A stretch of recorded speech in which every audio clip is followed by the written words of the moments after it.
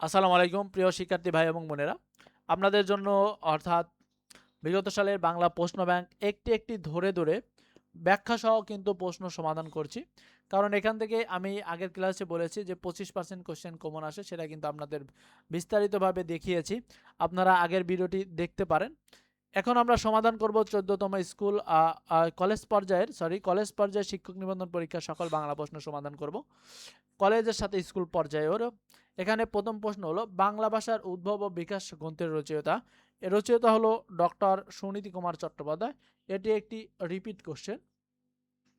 Question শুরু হলো, আপনারা গণনা করবেন কতগুলো রিপিট কোশ্চেন আসে একটা বছরে। বাংলা সাহিত্যে চতুর্দশপদী কবিতা বা সনেটের প্রবর্তক হলেন মাইকেল মধুসূদন দত্ত। এটি একটি রিপিট কোশ্চেন বলা যায়, কারণ এটি অন্য চাকরি পরীক্ষায় এসেছে, তাহলে এটি একটি রিপিট কোশ্চেন। চর্যাপদ আবিষ্কৃত হয়, এটি ষষ্ঠ বা সপ্তম কলেজ পর্যায়ের প্রশ্ন, এটি একটি রিপিট কোশ্চেন। আমরা জানি 1907 সালে, অর্থাৎ নেপালের রয়্যাল লাইব্রেরি রাজদরবার থেকে। এখানে পায়ের আওয়াজ পাওয়া যায়, কি ধরনের রচনা? যেহেতু এটি অন্য চাকরি পরীক্ষা এসেছে, আমরা সবগুলো অন্য চাকরি পরীক্ষা এখানে রিপিট হিসেবে গণনা করব না। এখানে দেখুন পায়ের আওয়াজ পাওয়া যায়, এটি একটি কাব্য নাটক, অর্থাৎ এটি সৈয়দ শামসুল হক রচিত একটি মুক্তিযুদ্ধভিত্তিক কাব্য নাটক বা কাব্য নাট্য।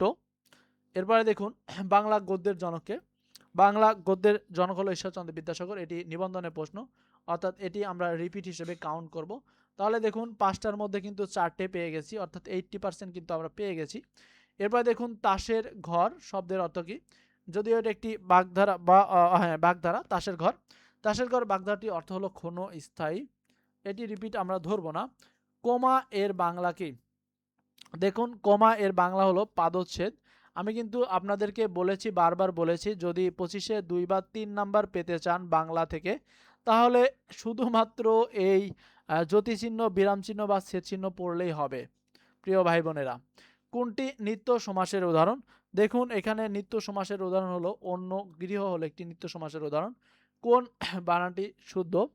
এখানে দেখুন শুদ্ধ বানান হলো দূষণীয়। দূষণীয় হলো একটি শুদ্ধ বানান। অগ্নি এর সমার্থক শব্দ নয় কোনটি? এখানে এটি একটি রিপিট প্রশ্ন ধরবো, কারণ এটি নিবন্ধনে এসেছে কয়েকবার। অগ্নি এর সমার্থক শব্দ নয়। দেখুন এখানে হুতাশন, কৃষাণু এবং বায়ুশাখা অগ্নি এর সমার্থক শব্দ, কিন্তু দ্যুতি দ্যুতি কিন্তু এটি অগ্নির সমার্থক শব্দ নয়, কারণ দ্যুতি এর সমার্থক শব্দ হলো কিরণ, শোভা, উজ্জ্বল্য বা দীপ্তি, এগুলো হলো দ্যুতি শব্দের সমার্থক শব্দ। ধূমকেতু পত্রিকার সম্পাদক, এটি নিবন্ধনে এসেছে, এটি আমি কিন্তু অবশ্যই ধরবো, এটি ধূমকেতু এসেছে পত্রিকার সম্পাদক। ধূমকেতু পত্রিকার সম্পাদক হচ্ছে কাজী নজরুল ইসলাম, আমরা জানি। অর্থাৎ ধূমকেতু লাঙল দৈনিক নবযুগ পত্রিকার সম্পাদক ছিলেন কাজী নজরুল ইসলাম। যখন আমি পড়িয়েছি তখন কিন্তু ওটা ব্যাখ্যা সহ পড়িয়েছিলাম। এরপরে দেখেন যে কোনটি তৎসম শব্দ। এখানে তৎসম শব্দের উদাহরণ হলো কিংবদন্তি, এটি একটি তৎসম শব্দের উদাহরণ। স্বরবর্ণের সংক্ষিপ্ত রূপকে কি বলে? স্বরবর্ণের সংক্ষিপ্ত রূপকে কার বলা হয়? যদিও এটি রিপিট কোশ্চেন, আমি এটাও ধরবো না। উদ্যম বিহনে কার পুড়ে মনোরথ? এখানে উদ্যম বিহনে কোন কারকে কোন বিভক্তি? এটি মূলত কর্মে কারকে সপ্তমী বিভক্তি। বীর সন্তান প্রসব করে যে নারী, তাকে এক কথায় কি বলা হয়? তাকে এক কথায় বলা হয় বীর প্রসূ। দীপ্যমান শব্দের প্রকৃতি ও প্রত্যয় সঠিক কোনটি? দেখুন দীপ্যমান এখানে এটির সঠিক প্রকৃতি ও প্রত্যয় হবে দীপ যোগ অর্থাৎ সানস, অর্থাৎ এখানে প্রত্যেকটিতে ইয়া হবে, অর্থাৎ বর্গমূল হবে।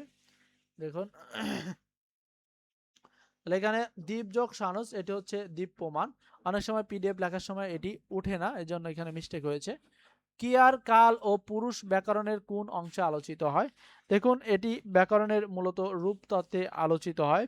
এরপরে দেখুন শরীর থেকে শরীর শব্দটিতে ধ্বনি পরিবর্তনের কোনটি? এটি একটি রিপিট কোশ্চেন, কারণ একটি নিবন্ধনের আপনার প্রশ্ন অর্থাৎ এই অপশনগুলো থেকে এই প্রশ্নটি নেওয়া হয়েছে, শরীর থেকে শরীর, এজন্য এটি নিবন্ধন। এটি মূলত মনে হয় 12তম স্কুল অথবা কলেজ অথবা 13তম স্কুল অথবা কলেজের মধ্যে আছে। আপনারা একটু কষ্ট করে দেখে নেবেন, আমি যেগুলো বলছি রিপিট কোশ্চেন, প্রত্যেকটি রিপিট কোশ্চেন আপনারা একটু খুঁজলেই পেয়ে যাবেন। এখানে এটি একটি বিষমী ভবনের উদাহরণ। এরপরে দেখুন দুর্যোগ এর সঠিক সন্ধি বিচ্ছেদ কোনটি? এখানে দুর্যোগ এর সঠিক সন্ধি বিচ্ছেদ হলো যে দুহ যোগ যোগ, এখানে কিন্তু বিসর্গ রয়েছে, অর্থাৎ দুর্যোগ। এরপরে দেখব উপকণ্ঠ শব্দটির সঠিক ব্যাস বাক্য কোনটি? এখানে উপকণ্ঠ শব্দটির সঠিক ব্যাস বাক্য হলো কণ্ঠের সমীপে অর্থাৎ উপকণ্ঠ। তামার বিষ বাগধারাটির অর্থ কি? তামার বিষ বাগধারাটি অর্থ হলো অর্থের কুপ্রভাব। এটি নিবন্ধনের বিগত সালের প্রশ্ন, এটি একটি রিপিট প্রশ্ন।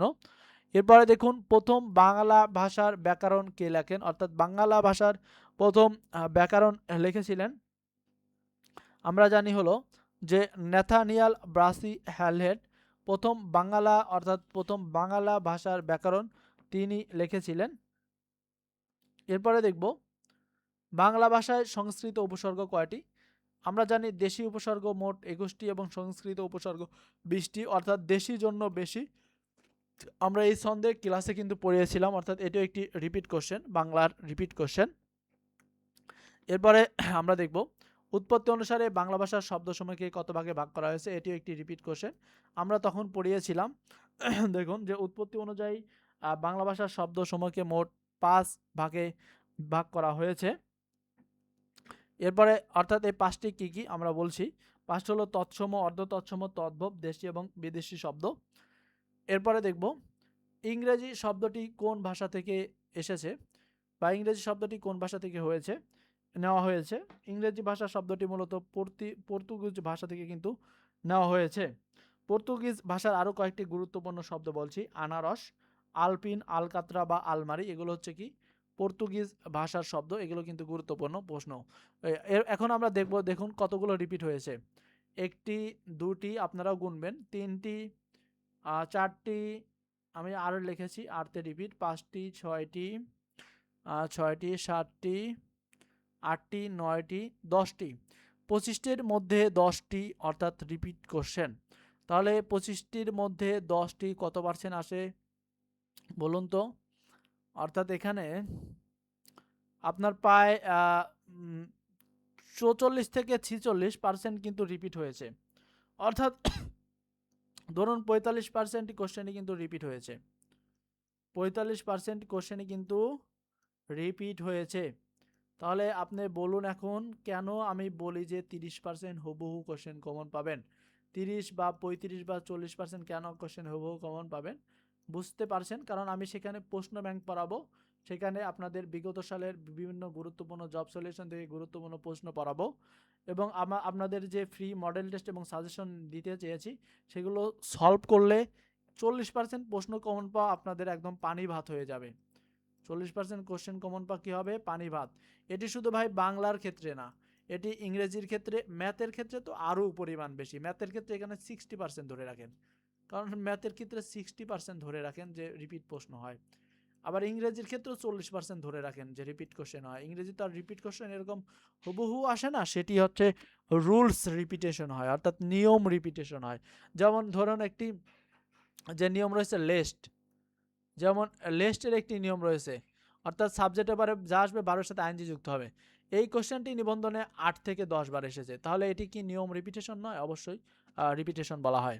এরপরে এখন আমরা দেখি, চলুন আমরা দেখব এই 14তম শিক্ষক নিবন্ধনের স্কুল পর্যায়ের সকল বাংলা প্রশ্ন ব্যাখ্যা সহ সমাধান দেখব। এখানে দেখব কতগুলো রিপিটেশন আসে, আপনারা গুনে নিন, আমি আর পরে গুনবো না। এখানে দেখুন সাধু রীতিতে কোন পদটি দীর্ঘরূপ হয় না? সাধু রীতিতে কোন পদটি দীর্ঘরূপ হয় না? এখানে এটি হলো অব্যয় পদ। এটি একটি রিপিট কোশ্চেন, আপনারা খুঁজে নিন, আমি শুধু বলছি। আমার উপর যদি আপনারা বিশ্বাস রাখেন তাহলে প্রশ্নটি অবশ্যই খুঁজে পাবেন প্রশ্ন ব্যাংকে। তবে আমি যেহেতু 14তম পড়াচ্ছি, এগুলো কিন্তু 14তমর নিচে, অর্থাৎ ষষ্ঠ, সপ্তম, অষ্টম, নবম, দশম, 11, 12, 13 এর মধ্যে কিন্তু আছে, খুঁজে নিন। নিচের কোন বানানটি শুদ্ধ? এখানে শুদ্ধ বানান হলো যে বাল্মীকি, এটি কিন্তু শুদ্ধ বানান, এটি রিপিট হয়নি। শকুনি মামা, শকুনি মামা এর অর্থ কি? শকুনি মামা এর অর্থ হলো কুচক্রী মামা। এরপরে দেখুন সংশয় এর বিপরীত শব্দ কোনটি? সংশয় এর বিপরীত শব্দ হলো প্রত্যয়। সংশয়ের বিপরীত শব্দ প্রত্যয়। বক্তব্য এর প্রকৃতি প্রত্যয় কোনটি? এটি একটি রিপিট প্রশ্ন, অর্থাৎ বক্তব্য এর সঠিক প্রকৃতি প্রত্যয় হলো বস্তক, অর্থাৎ বস যোগতব্য, অর্থাৎ বক্তব্য এখানে কিন্তু আপনার এখানে অর্থাৎ বর্গমূল চিহ্নটি হবে এখানে, এখানে এটি কিন্তু সঠিক উত্তর, এটি একটি রিপিট প্রশ্ন। উপকারীর অপকার করে যে, এটি একটি রিপিট প্রশ্ন, অর্থাৎ উপকারীর অপকার করে যে তাকে বলা হয় কৃতজ্ঞ। এরপরে দেখুন, ব্যাকরণের কোন অংশে কারক সম্বন্ধে আলোচনা করা হয়? কারক সম্বন্ধে আলোচনা করা হয় রূপতত্ত্বে, এটিও একটি রিপিট কোশ্চেন। এরপরে দেখুন, বাড়ি বা রাস্তার নম্বরের পাশে কোমা বসে, এটিও একটি রিপিট কোশ্চেন।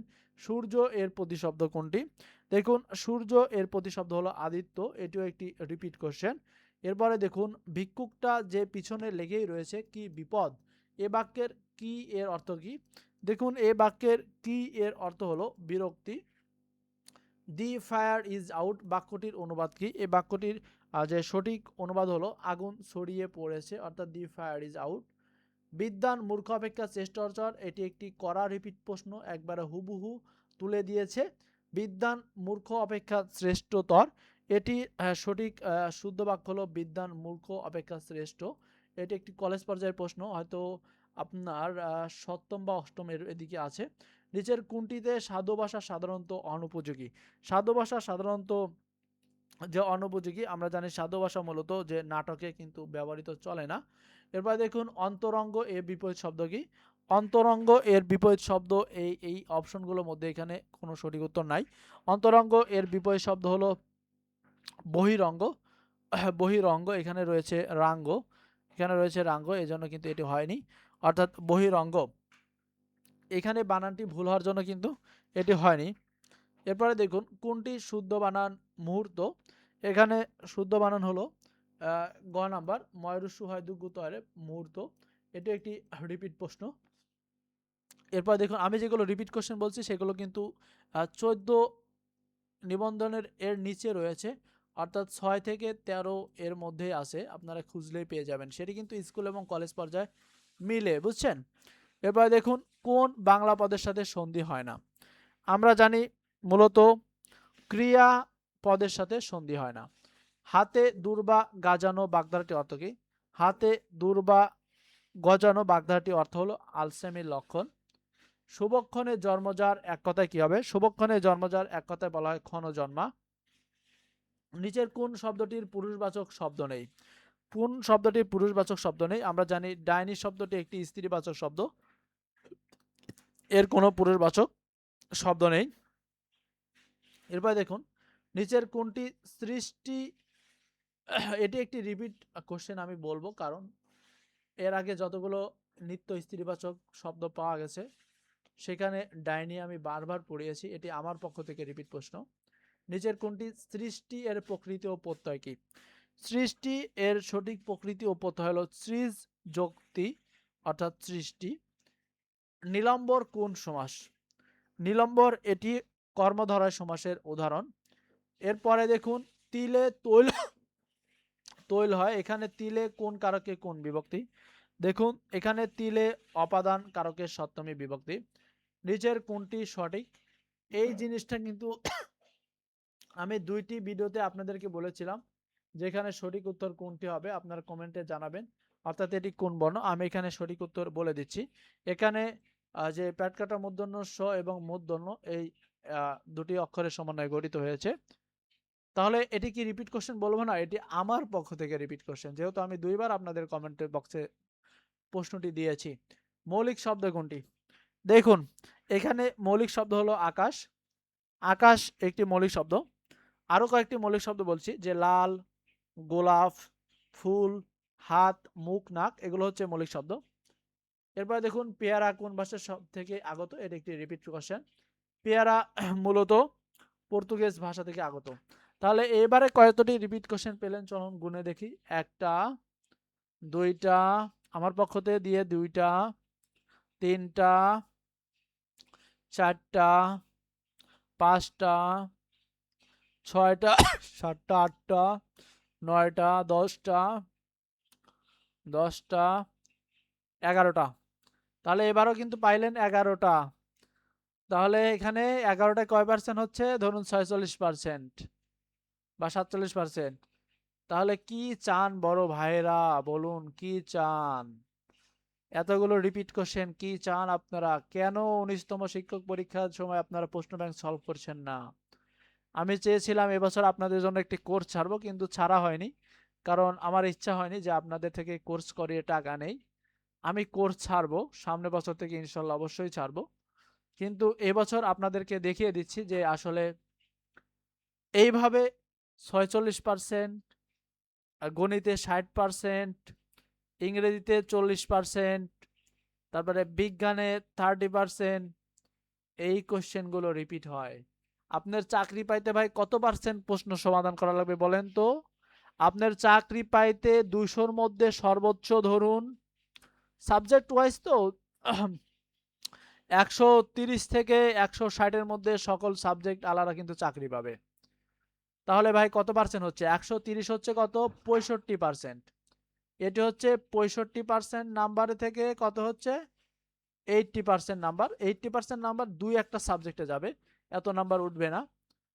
কখনো এত নাম্বার উঠবে না। দেখা যাচ্ছে যে 55% থেকে 70% এর মধ্যে সকল সাবজেক্ট সীমাবদ্ধ হয়ে যাবে। তাহলে 65% এর মধ্যে ভাই 44% রিপিট কোশ্চেন পাচ্ছেন। আর কি চান বলুন? এটা তো আর মেডিকেল অ্যাডমিশন টেস্ট না যে আপনারা কি বলবো যে বোর্ড কোশ্চেন হুবহু তুলে দেবে। আমি যেবার মেডিকেলে কোশ্চেন অ্যাডমিশন দিয়েছিলাম, সেখানে জৈব যৌগ থেকে 60টি প্রশ্ন করা হয়েছিল। আপনাদের সাথে একটু গল্প করি। 60টির মধ্যে 60টি বিগত সালের হাজারি নাগ স্যারের বই থেকে হুবহু তুলে দিয়েছিল। যদিও আমি 4টা পেরেছিলাম, 3টা পেরেছিলাম না।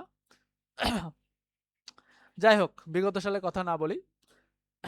এখানেও কিন্তু আপনারা আগে জানছেন যে এত এত পরিমাণ কিন্তু আপনারা রিপিট কোশ্চেন পান। অবশ্যই আপনাদের জন্য শুভকামনা থাকবে। আমাদের ফাইনাল মডেল টেস্টগুলো যদি আপনারা দেন, অবশ্যই আপনারা 40% কমন কোশ্চেন কমন পাবেন। এটি আপনাদেরকে আমি 100% গ্যারান্টি সহকারে বলতে পারি, এবং আপনাদেরকে ফাইনাল সাজেশন আমি বিনামূল্যে দিব। অবশ্যই আমাদের চ্যানেলটিকে সাবস্ক্রাইব করে সবাই পাশে থাকবেন। সবাইকে অসংখ্য ধন্যবাদ। সবাই সুস্থ থাকবেন, ভালো থাকবেন। আসসালামু আলাইকুম।